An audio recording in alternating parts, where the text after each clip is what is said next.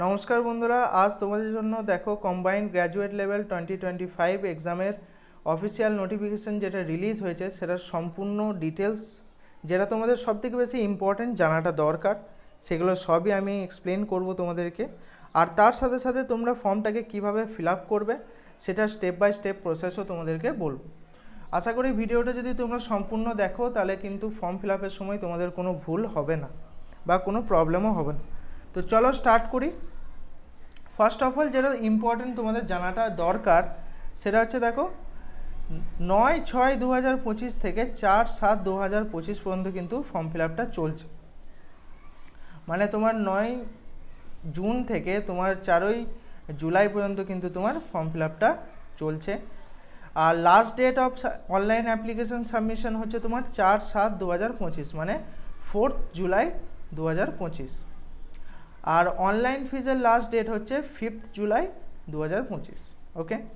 আর দেখো, যদি তোমাদের ফর্ম ফিল আপ করার পর যদি কোনো ভুলভ্রান্তি হয়ে গিয়ে থাকে তাহলে কিন্তু তুমি 9/7/2025 থেকে 11/7/2025 পর্যন্ত কিন্তু তুমি ফর্মটা রেকটিফাই মানে কারেকশান করতে পারবে।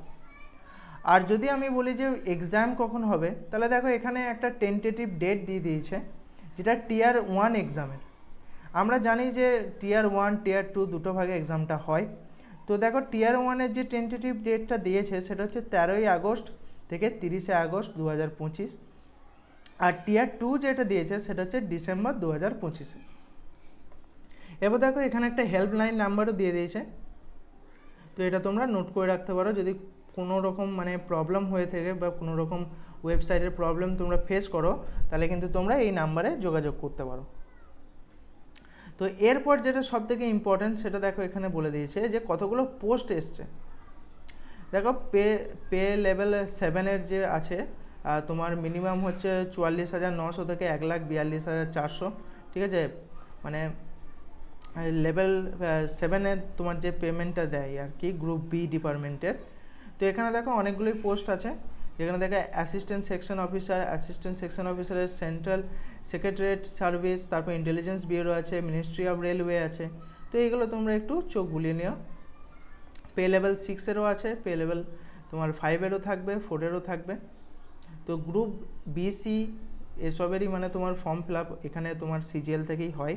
ওকে, তুমি group B group C officer হতে পারবে, রাইট। তো কী কী পোস্ট আছে তোমরা এখানে একবার চোখ বুলিয়ে নিও। আর তারপর যেটা সবথেকে বেশি ইম্পর্টেন্ট সেটা হচ্ছে দেখো টেন্টেটিভ ভ্যাকেন্সি একটা বলে দিয়েছে, কিন্তু সেটা হচ্ছে প্রায় 14,582টা। এটা কিন্তু তুমি অফিসিয়াল নোটিফিকেশানেই দেখতে পাচ্ছ। তো এরপর যেটা ইম্পর্টেন্ট সেটা হচ্ছে তোমার এজ লিমিট। দেখো এজ লিমিট ভ্যারি করছে, কিছু কিছু তোমার পোস্টের জন্য 18 থেকে 27, কিছু আছে আবার 20 থেকে 30, কিছু আছে আবার 18 থেকে 30। এরপর আবার কিছু আছে দেখো 18 থেকে 32ও আছে। এরপর যেটা ইম্পর্টেন্ট সেটা হচ্ছে তোমার এজ রিল্যাক্সেশন। দেখো এসটি এসসিদের জন্য 5 বছর, ওবিসিদের জন্য 3 বছর, পিডাব্লিউবিডি যারা আনরিজার্ভড আছে তাদের জন্য 10 বছর, আবার যারা ওবিসি পিডাব্লিউবিডি ওবিসি তাদের জন্য আবার 13 বছর। তো যারা যারা এজ রিল্যাক্সেশন নিতে পারবে বা সার্টিফিকেট আছে তারা কিন্তু এই জায়গাটা একটু ভালো করে চোখ বুলিয়ে নিও। এরপর দেখো এখানে কিন্তু এক্সাম সেন্টার আর সেন্টারের কোডগুলো দিয়ে দিয়েছে, তো এটা একটু দেখে রাখবে যখন এক্সামটা মানে তুমি এক্সামের জন্য যে ফর্ম ফিল আপ হয়, ফর্ম ফিল আপটা যখন করবো আমি যখন তোমাদেরকে স্টেপ বাই স্টেপ দেখাবো তখন কিন্তু এইগুলো তোমরা ওই প্রিফারেন্সে দেখতে পাবে। ওকে, তো এটা একবার দেখে রাখবে। নেক্সট যেটা ইম্পর্টেন্ট দেখো এখানে বলে দিচ্ছে টিয়ার 1 আর টিয়ার 2 দুটো ভাগে এক্সাম হবে, 100 টাকা হচ্ছে তোমার পেমেন্ট। আর একটা যেটা ইম্পর্টেন্ট সেটা হচ্ছে দেখো এখানে প্যাটার্নটা, টিয়ার 1-এর প্যাটার্ন দেখো এখানে দিয়ে দিয়েছে। রিজনিং হচ্ছে 25 মার্কস, জেনারেল অ্যাওয়ারনেস হচ্ছে 25 মার্কস, কোয়ান্টিটিভ অ্যাপটিটিউড মানে হচ্ছে তোমার ম্যাথামেটিক্স যেটা সেটাও হচ্ছে 25, আর ইংলিশ কম্প্রিহেনশন 25। তো 25 × 2 করে কিন্তু তোমার 50 মার্কস আসছে, তার মানে টোটাল নাম্বার অফ কোশ্চেন থাকবে তোমার 100টা, আর তোমার 200 মার্কসের টোটাল এক্সাম হবে। আর টাইম তোমার কত দেওয়া থাকবে, টাইম দেওয়া থাকবে মাত্র 1 ঘন্টা। তো তোমরা বুঝতেই পারছো কীভাবে তোমাদেরকে প্রিপারেশান নিতে হবে, কারণ এই 1 ঘন্টার মধ্যে তোমাদেরকে রিজনিং করতে হবে 25টা তোমাদেরকে ম্যাথ করতে হবে, তোমাদের জেনারেল অ্যাওয়ারনেস করতে হবে, ইংলিশ কম্প্রিহেনশন করতে হবে, রাইট। তো সেইভাবে কিন্তু তোমাদেরকে মেন্টালি প্রিপেয়ার হতে হবে, সেইভাবে কিন্তু প্র্যাকটিস করতে হবে। আবার দেখো টিয়ার 2 এর যে তোমার এক্সাম প্যাটার্নটা সেটাও দিয়ে দিয়েছে। দেখো এখানে 2 ঘন্টা 15 মিনিট সেশন 1 এর, যেটা হচ্ছে তোমার ম্যাথামেটিক্যাল অ্যাবিলিটিস, ঠিক আছে, মানে ম্যাথের আছে দেখো 30টা আর রিজনিংয়ের আছে 30টা, তাহলে 6 3 18 180 এখানেই পেয়ে যাবে, ঠিক আছে। আর টাইম থাকবে 1 ঘন্টা। এই 30 30 60টা কোশ্চেন থাকবে, এই 60টা কোশ্চেন কিন্তু তোমাকে 1 ঘন্টার মধ্যে করতে হবে, আর একটা কোশ্চেন কিন্তু তোমার 3 নম্বর করে ক্যারি করবে। আচ্ছা, এবার সেকশন 2 থাকবে কি, সেকশন 2 থাকবে কিন্তু তোমার ইংলিশ ল্যাঙ্গুয়েজ আর কম্প্রিহেনশন 45টা। এখানে কিন্তু কি বলতো, টিয়ার 2-তে তোমাদের ইংলিশটা কিন্তু খুব ম্যাটার করে, ওকে, কারণ ইংলিশের কোশ্চেন কিন্তু সব থেকে বেশি। আর তারপর থাকে জেনারেল অ্যাওয়ারনেস 25 মার্কস, তো 45 আর এদিকে 25 হয়ে যাচ্ছে তোমার 70, আর 70 × 3 হয়ে যাচ্ছে তোমার 210, ওকে। তো এটা টোটাল টাইমিং কত থাকবে বললাম, এটা টোটাল টাইমিং বললাম আমি 1 ঘন্টা, ওকে। 1 ঘন্টার মধ্যে কিন্তু তোমাকে এই ইংলিশ ল্যাঙ্গুয়েজ, জেনারেল অ্যাওয়ারনেস, আবার এদিকে তোমার ম্যাথামেটিক্যাল এবিলিটি আর রিজনিং, এই দুটোই করতে হবে, ওকে। টোটাল দেওয়া থাকবে তোমার 2 ঘন্টা 15 মিনিট, 1 ঘন্টা এদিকে আর এদিকে বাদ বাকি 1 ঘন্টা। এরপর আছে দেখো সেকশন 3। অ্যাকচুয়ালি ওই যে 15 মিনিটটা দেখলে, 15 মিনিট হচ্ছে সেশন 3-র জন্য। সেশন 3টা কী বলতো, কম্পিউটার নলেজ টেস্ট, মানে তোমাদের একটা কম্পিউটার নলেজ টেস্ট সেই দিনই নেওয়া হবে, অন্য কোনো দিন নয়। তো এইটা কিন্তু আবার 20টা কোশ্চেন থাকবে, 20 × 3 60 মার্কস।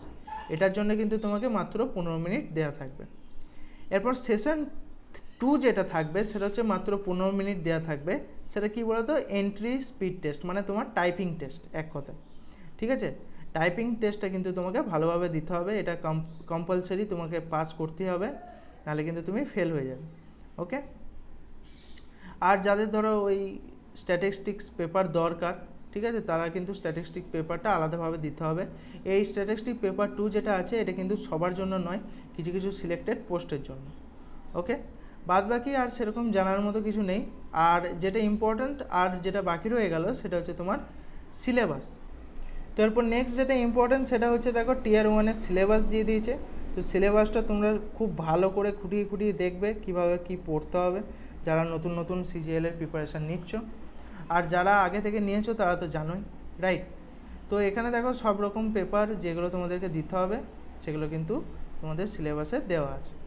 তো আর কিছু তোমাদের ইম্পর্ট্যান্ট সেরকম নেই যেগুলো তোমাদেরকে জানা দরকার, কারণ দেখো আমি বিশ্বাস করি যে সিজিএল বা যে কোনো কম্পিটিটিভ এক্সাম, বড় এক্সামের জন্য এই ফর্ম ফিল আপ বা এই নোটিফিকেশান কি বলেছে না বলেছে এসবে বেশি ফোকাস না করে, মানে খুব কম টাইমের মধ্যে মানে যাতে নির্ভুলে আমরা ফর্মটা ফিল আপ করতে পারি, বাস, আর যেন কোনো প্রবলেম না হয় ফর্ম ফিল আপের সময়। জাস্ট এটুকু জানার পর যেন আবার আমরা পড়াশোনাতে ফোকাস করতে পারি। বেশি সময় যদি এইদিকে দিয়ে দিই তাহলে কিন্তু আর পড়াশোনাটায় আমরা ফোকাস করতে পারবো না। আর এমনিতেই টাইম আমরা খুব কমই পাই। তো চলো এরপর তোমাদেরকে কিভাবে ফর্ম ফিল আপটা করতে হয় সেটা দেখিয়ে দিই। দেখো ফার্স্ট অফ অল তোমাদেরকে ক্রোমে যেতে হবে। ক্রোমে গিয়ে প্রথমেই যেটা তোমরা করবে সেটা হচ্ছে প্রথমে গুগলে যাবে, গুগলে গিয়ে সার্চ করবে ssc.gov.in 2025। এবার এটা কেন লিখতে বলছি, এটা লিখলে দেখো এই ওপরে যে একটা তোমার ওয়েবসাইট দিচ্ছে এইটা ক্লিক করলে তোমাকে আর কোথাও ছোটাছুটি করতে হবে না।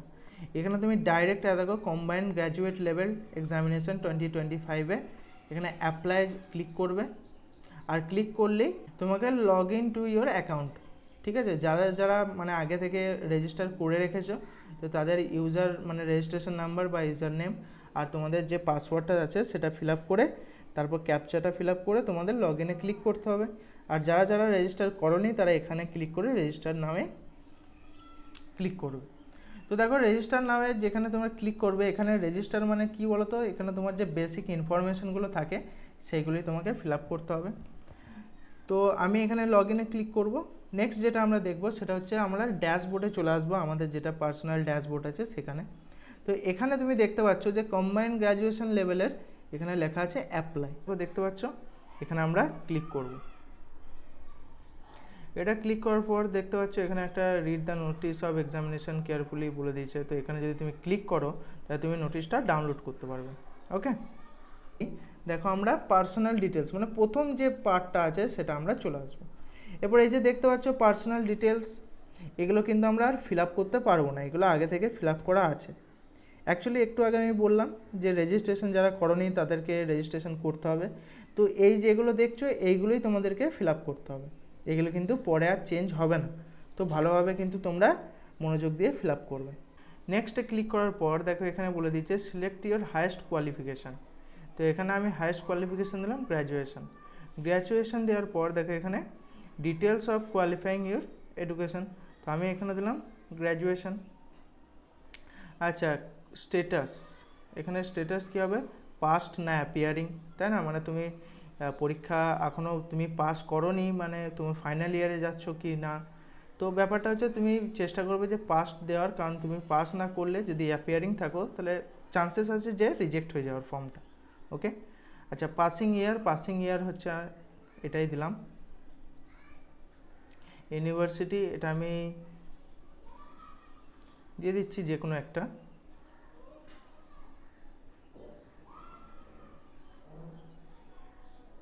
নেম অফ দ্য, মানে আমি জাস্ট ফিল আপ করছি, তোমরা কিন্তু ভালো করে দেখে শুনে তোমরা ফিল আপ করবে। ওকে, এখানে তোমরা তোমাদের পার্সেন্টেজটা দেবে।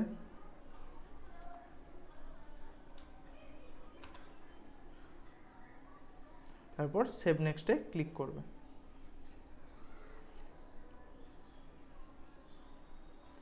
দেখো এখানে তারপর তোমাদের এখানে ফর্মটা দিয়ে দিয়েছে, দেখো whether you are an ex serviceman or not, তাই তো? তো এক্স সার্ভিসম্যান নয়, তাহলে এখানে নো ক্লিক করব। সিকিং এজ রিল্যাক্সেশন, দেখো তোমার যদি এজ রিল্যাক্সেশন নিয়ে থাকো তাহলে কিন্তু ইয়েসে ক্লিক করবে, না হলে নোতে ক্লিক করবে। এটা তোমরা ইয়েসই ক্লিক করে রাখবে। ওকে, চলো এবার সেভ নেক্সট। নেক্সট দেখো এখানে আমরা কি পেয়ে গেলাম, এখানে আমরা পেলাম প্রিফারেন্স অফ এক্সামিনেশন সেন্টার্স, মানে তোমার এক্সাম সেন্টারটা তোমার প্রিফারেন্স চেয়েছে। ওকে, তো এখানে আমি প্রিফারেন্স তোমরা ভালো করে তোমাদের মানে বাড়ির পাশে বা যেটা তোমাদের সুবিধা হবে সেটা সেই অনুযায়ী তোমরা প্রিফারেন্স দেবে। ধরো তোমার সুবিধা হচ্ছে বর্ধমান, সবার প্রথমে তোমার বর্ধমানটা হচ্ছে সবথেকে কাছে, তো প্রথম প্রিফারেন্স ওয়ানে তুমি বর্ধমান দিলে। তারপর ধরো তোমার আসানসোল সুবিধা, তারপর ধরো তোমার এদিকে ধরো আমি দিয়ে দিচ্ছি দুর্গাপুর সুবিধা, তো দিয়ে দিলে, রাইট? এই দুটো তোমার ফিল আপ করার কিছুই লাগবে না।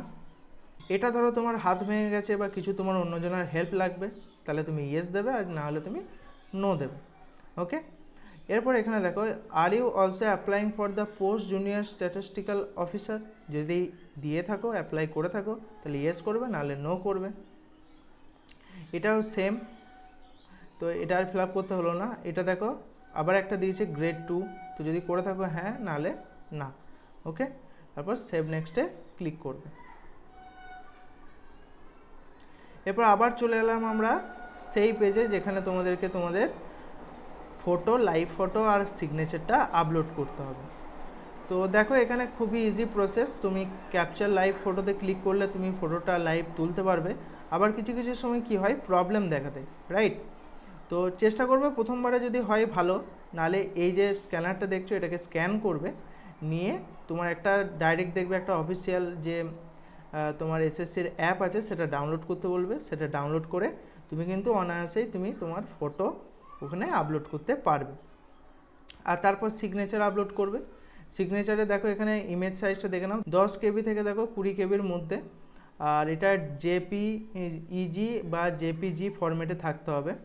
আর দেখো ইমেজ ডাইমেনশনটাও এখানে বলে দিয়েছে 6 সেন্টিমিটার থেকে 6 সেন্টিমিটার উইথ আর 2 সেন্টিমিটার হাইট। ওকে, আর একটা যেটা ইম্পর্ট্যান্ট আমি বলে দিই, এই যে তোমার বলতে পারো যে এই 10 কেবিতে কীভাবে আমি রিসাইজ করব, রাইট, ইমেজ। তো তুমি একটা কাজ করতে পারো, তুমি ক্রোমে গিয়ে তুমি এখানে লিখতে পারো ইমেজ রিসাইজার। ওকে, ইমেজ রিসাইজার, তো এটা ক্লিক করলে দেখবে এখানে দেখো অনেকগুলো ওয়েবসাইট আছে, যে কোনো একটাই ক্লিক করে তুমি তোমার ফটোগুলোকে রিসাইজ করতে পারবে। ওকে, তো এটা যদি তুমি সাবমিট করে দাও, তারপর এখানে সেভ অ্যান্ড নেক্সটে ক্লিক করবে। সেভ অ্যান্ড নেক্সটে ক্লিক করলে তুমি যে 4 নম্বর প্রসেস সেটাই চলে যাবে। সেটা কি বলো তো, কিছুই না, সেটা হচ্ছে প্রিভিউ ফর্ম। এই প্রিভিউ ফর্মে তোমাকে ভালো করে আরেকবার যেগুলো ফিল আপ করলে, এই যে আমরা যেগুলো ফিল আপ করলাম, পোস্ট, প্রিফারেন্স, রাইট, তারপর তোমার কলেজের ডিটেলস বা তোমার নিজের কোয়ালিফিকেশান ডিটেলস, ওগুলো শেয়ার করলাম। তো ওইগুলো মেলানোর জন্য আরেকবার প্রিভিউ করতে দেবে। এবার যদি ভুল হয়ে থাকে তাহলে আরেকবার এই যে দেখতে পাচ্ছ এখানে গো ব্যাকে ক্লিক করে তুমি ব্যাকে গিয়ে আবার ঠিক করে আসবে, নাহলে কিন্তু তুমি সেভ নেক্সটে ক্লিক করবে। তারপর দেখবে যেটা চলে আসবে 5 নম্বর স্টেপ, সেটা হচ্ছে তোমার সাবমিট ফর্ম। এই সাবমিট ফর্মে ক্লিক করলে কিন্তু ফর্মটা সাবমিট হয়ে যাবে। ওকে, তারপর তুমি ড্যাশবোর্ডে গিয়ে তুমি তোমার ফিজটা পেমেন্ট করতে পারবে। তো এইভাবেই তুমি তোমার ইজিলি তোমার যে সিজিএল এর ফর্ম ফিল আপ সেটা তুমি করতে পারবে খুবই ইজিভাবে। তো দ্যাটস মাই টাইম, আবার দেখা হবে পরের এক ভিডিওতে, ততক্ষণের জন্য জয় হিন্দ।